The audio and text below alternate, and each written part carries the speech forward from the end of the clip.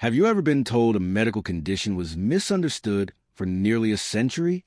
Well, that's exactly what's happening right now with what millions of women around the world know as PCOS. And the shocking part? Doctors and researchers are now saying the name itself may have contributed to years of confusion, delayed diagnosis, stigma, and even inadequate treatment. Do not forget to subscribe, like, and share for more updates. Thanks. Today, we're breaking down the massive global announcement led by Helena Teede that could completely change how one of the world's most common hormonal disorders is understood. Because PCOS officially has a new name, and people everywhere are asking the same question.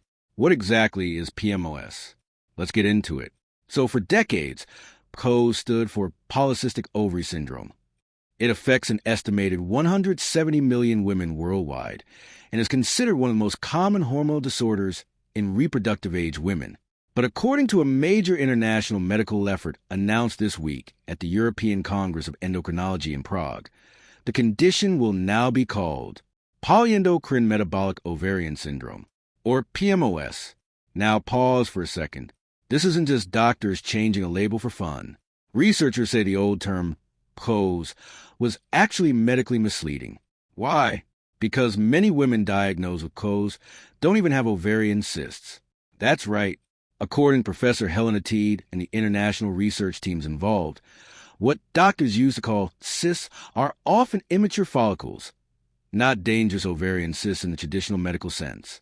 And that misunderstanding may have caused years of confusion. Some women reportedly went undiagnosed because doctors were too focused on finding cysts. Others believed the condition only affected fertility or ovaries when the reality is far more complex. Because PMOS is not just about reproduction. Researchers say it can impact metabolism, insulin resistance, weight regulation, mental health, cardiovascular health, acne, hair growth, and risk for diabetes. And honestly, this is where the story gets bigger than a simple medical rename. This announcement is exposing a much deeper issue in healthcare. How many conditions affecting women have been minimized, misunderstood, or oversimplified for decades? That's one reason this story is exploding online right now.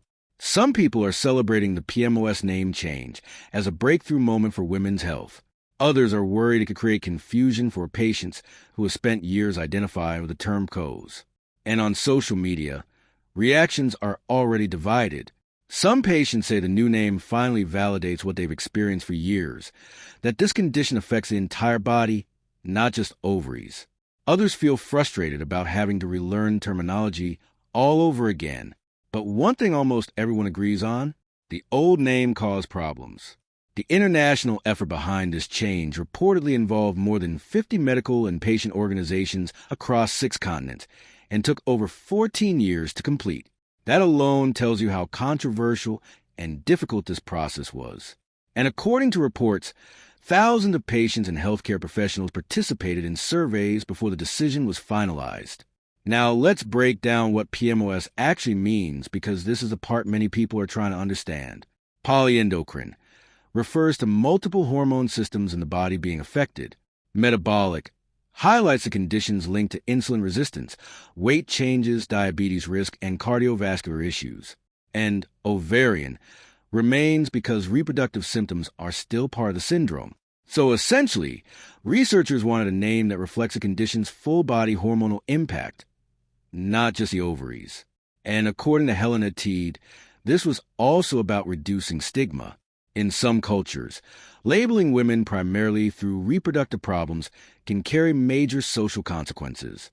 Researchers involved in the renaming process reportedly wanted terminology that was scientifically accurate while also culturally sensitive.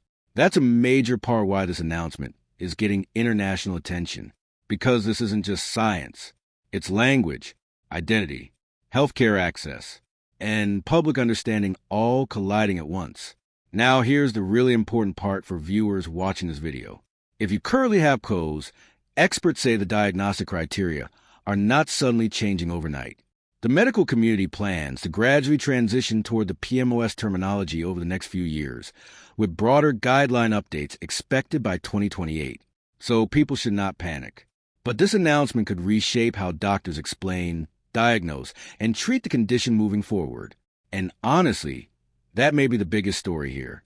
For years, many women with PCOS have described feeling ignored, dismissed, or misunderstood. Now, the medical establishment is essentially admitting the name itself may have been part of the problem. That's huge, and it raises a bigger question for the future. If a condition affecting millions of women worldwide could be misunderstood for this long, what else in medicine still needs rethinking? Drop your thoughts in the comments. Do you think changing PCOS to PMOS is a necessary medical correction? Or do you think changing such a globally recognized name could create even more confusion? And if you or someone you know has experienced PCOS, now PMOS, share your experience below, because conversations like this matter. If you enjoyed this breakdown, hit like, subscribe, and turn on notifications for more deep dive news analysis and global health stories that actually affect people's lives. And remember, sometimes the biggest medical stories start with a single word.